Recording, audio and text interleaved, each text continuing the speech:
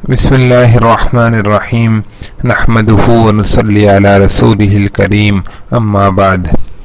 تعدد ازواج تاریخ عالم کے مسلمات میں سے ہے کہ اسلام سے پہلے تمام دنیا میں یہ رواج تھا کہ ایک شخص کئی عورتوں کو اپنی زوجیت میں رکھتا تھا، اور یہ دستور تمام دنیا میں رائج تھا، حتیٰ کہ حضرات انبیاء کرام علیہم الصلاۃ والسلام بھی اس دستور سے مستثنی نہ تھے۔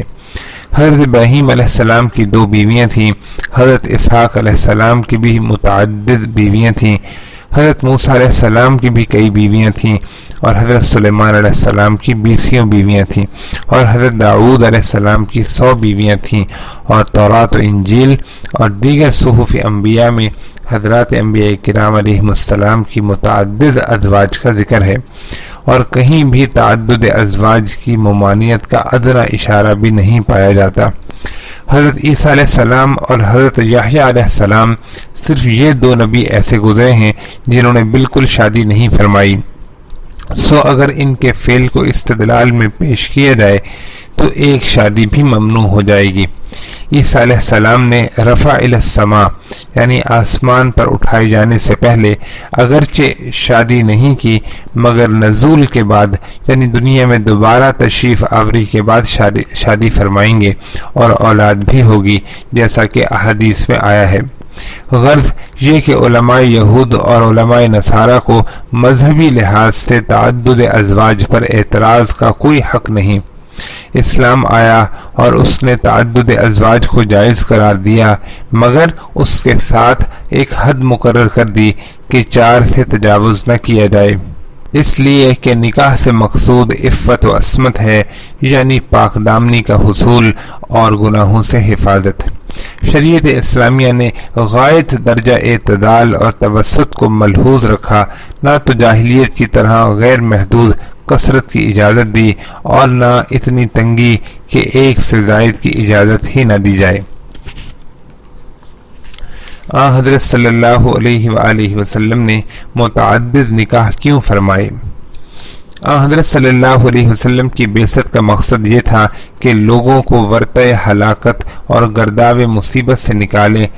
اس کے لیے اللہ جل شانہ نے ایک مکمل قانون اور دستور العمل یعنی قرآن کریم نازل فرمایا کہ جس کے بعد قیامت تک کسی قانون کی ضرورت نہ رہے، اور دوسرے آپ صلی اللہ علیہ وسلم کی زندگی کو لوگوں کے لیے اسوہ اور نمونہ بنایا کہ اس کو دیکھ کر عمل کریں، اس لیے کہ محض قانون لوگوں کی اصلاح کے لیے کافی نہیں جب تک کہ کوئی عملی نمونہ سامنے نہ ہو کہ جو لوگوں کو اپنی طرف مائل کر سکے، اور دنیا یہ دیکھ لے کہ اللہ کا نبی جس چیز کی دعوت دے رہا ہے اس کے قول اور فعل میں ذرہ برابر اختلاف نہیں۔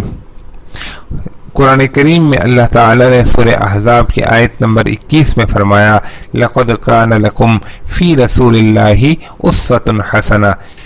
انسانی زندگی کے 2 پہلو ہوتے ہیں، ایک بیرونی اور ایک اندرونی۔ کسی کی عملی حالت کا صحیح اندازہ کرنے کے لیے یہ ضروری ہے کہ دونوں رخوں کے حالات بے نقاب کیے جائیں۔ بیرونی زندگی اس حالت کا نام ہے جو انسان عام لوگوں کے ساتھ بسر کرتا ہے۔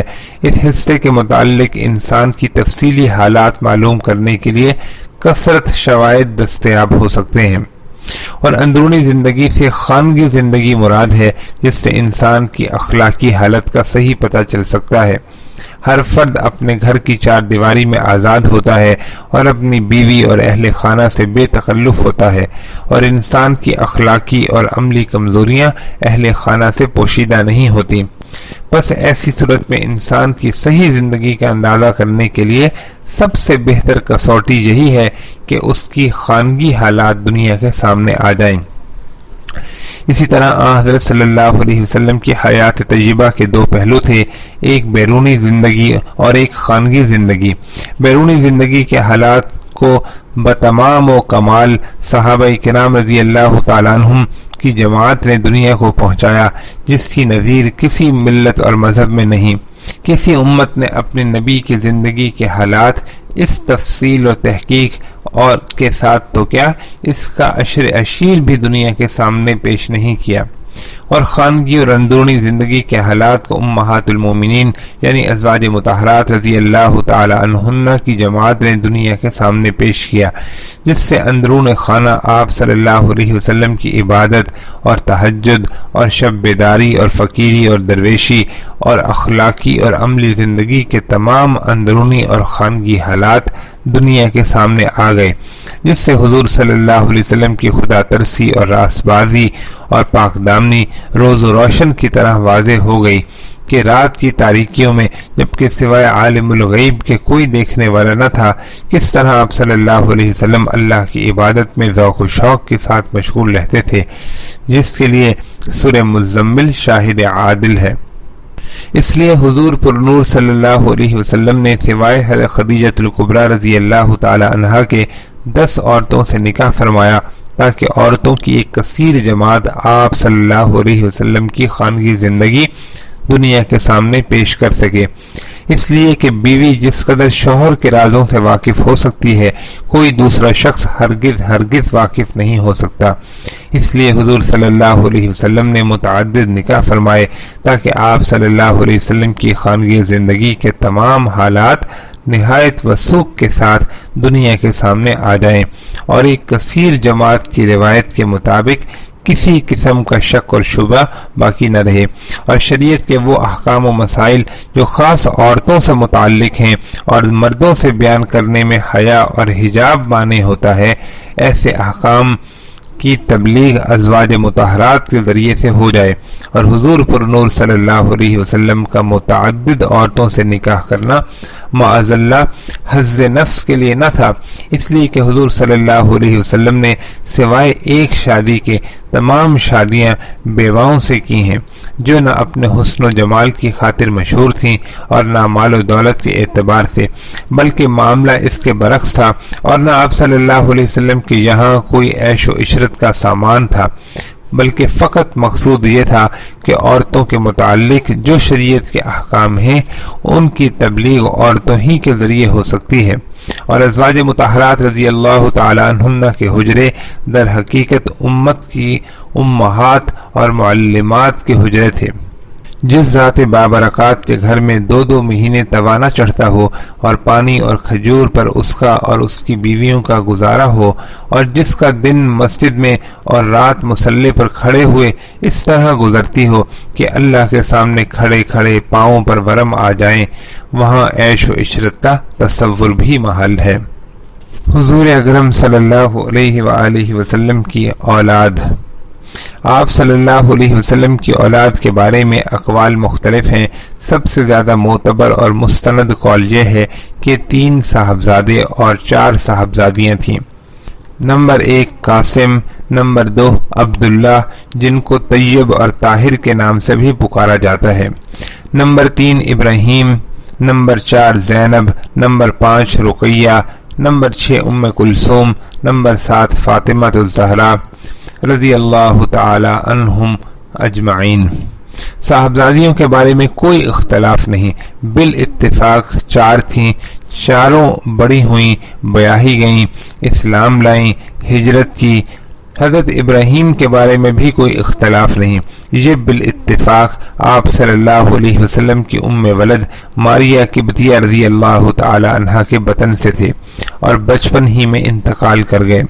حضرت ابراہیم کے سوا تمام اولاد حضرت خدیجہ رضی اللہ تعالی عنہا ہی کے بطن سے ہے، اور کسی بیوی سے آپ صلی اللہ علیہ وسلم کو کوئی اولاد نہیں ہوئی۔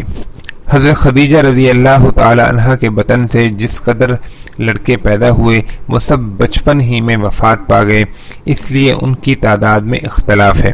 جمہور علماء سیرت کا قول یہ ہے کہ حضرت خدیجہ رضی اللہ تعالی عنہا کے بطن سے 2 صاحبزادے پیدا ہوئے، ایک قاسم اور دوسرے عبداللہ، اور حضرت عبداللہ ہی کا دوسرا نام طیب و طاہر بھی تھا۔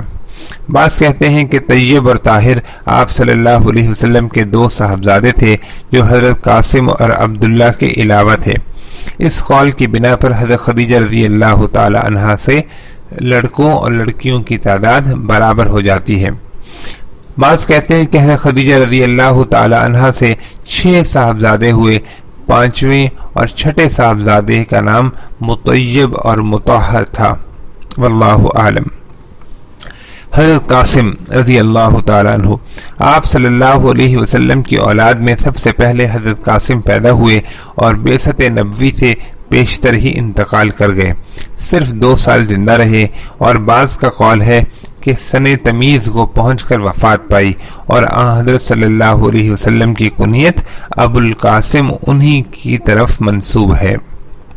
حضرت زینب رضی اللہ تعالی عنہ، حضرت زینب رضی اللہ تعالی عنہ آپ صلی اللہ علیہ وسلم کی صاحبزادیوں میں بالاتفاق سب سے بڑی ہیں، بعثت سے 10 سال پہلے پیدا ہوئیں اور اسلام لائیں، اور بدر کے بعد ہجرت کی، اپنے خالہ زاد بھائی ابو العاص بن ربیع سے بیاہی گئیں۔ حضرت زینب رضی اللہ تعالی عنہ کی ہجرت کا مفصل واقعہ اسیران بدر کے بیان میں گزر چکا ہے۔ شروع سن 8 ہجری میں انتقال کیا، ایک لڑکا اور ایک لڑکی اپنی یادگار چھوڑی، لڑکے کا نام علی تھا اور لڑکی کا نام امامہ تھا۔ علی کے متعلق روایتیں مختلف ہیں، مشہور قول یہ ہے کہ سن تمیز یعنی کچھ بڑے ہو گئے تھے، اپنے والد ابو العاص کی حیات ہی میں انتقال کر گئے، اور ایک قول یہ ہے کہ مارکہ یرموک میں شہید ہوئے۔ امامہ سے حضرت صلی اللہ علیہ وسلم بہت محبت فرماتے تھے۔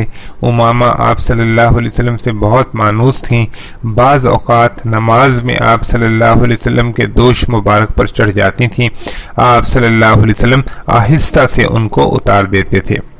ایک بار حضرت صلی اللہ علیہ وسلم کے پاس ہدیے میں ایک زرعی ہار آیا، تمام ازواج مطہرات رضی اللہ تعالی عنہن اس وقت جمع تھیں، اور امامہ رضی اللہ تعالی عنہا گھر کے ایک گوشے میں مٹی سے کھیل رہی تھیں۔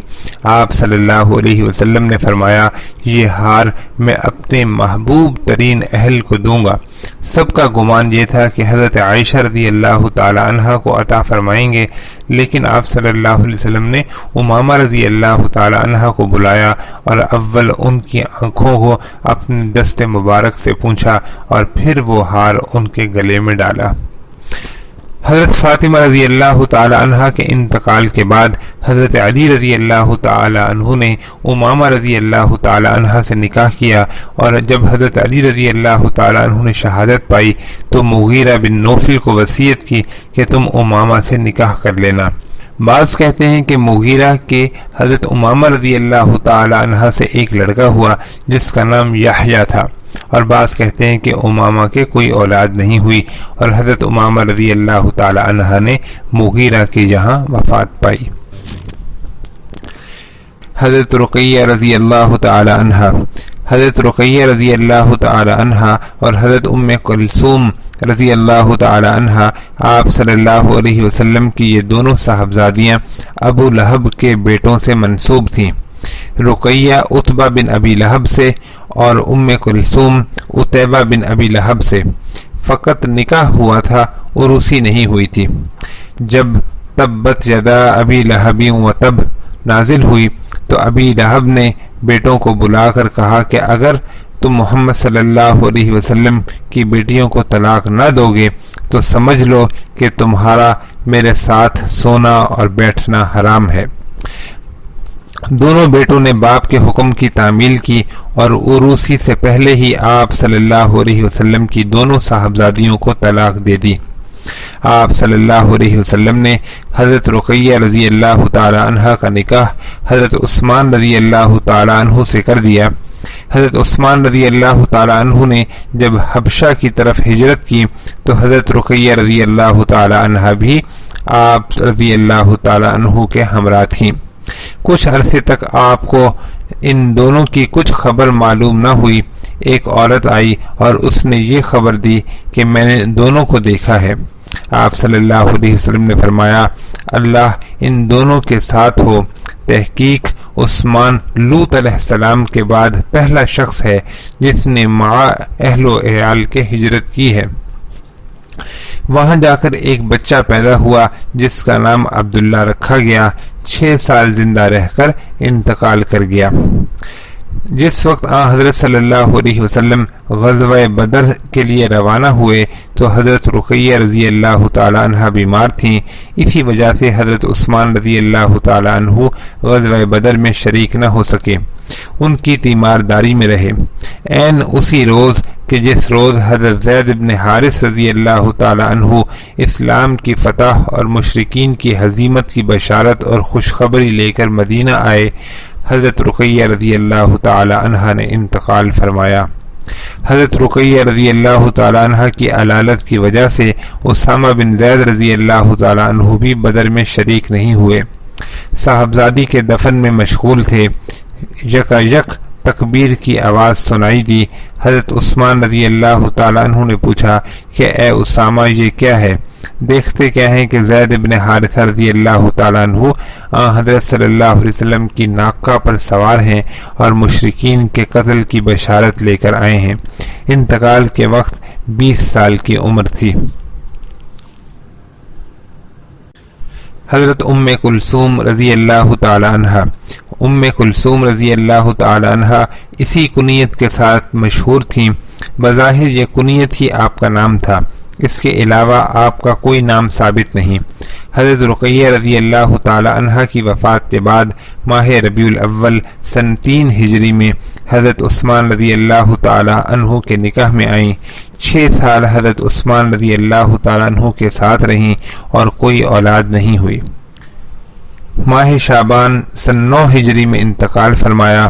رسول اللہ صلی اللہ علیہ وسلم نے نماز جنازہ پڑھائی. حضرت علی رضی اللہ تعالی عنہ اور حضرت فضل بن عباس اور اسامہ ابن زید رضی اللہ تعالی عنہم نے قبر میں اتارا.